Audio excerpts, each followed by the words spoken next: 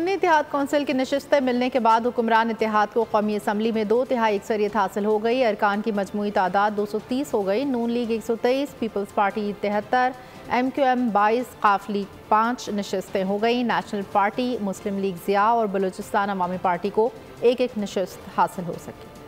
कौमी असम्बली में हुक्मरान इत्तेहाद की पोजीशन मजबूत तर। सुन्नी इत्तेहाद कौंसिल की नशिस्तें मिलने के बाद 2/3 अक्सरियत हासिल हो गई। इलेक्शन कमीशन के फैसले के मुताबिक कौमी असम्बली में मुस्लिम लीग नून 123 नशिस्तों के साथ सबसे बड़ी जमात बन गई।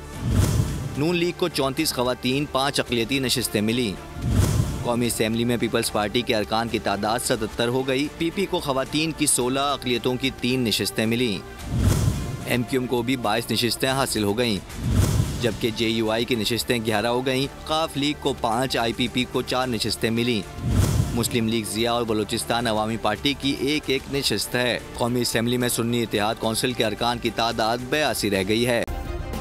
सब्सक्राइब करें और बेल दबाएं ताकि कोई खबर रह न जाए।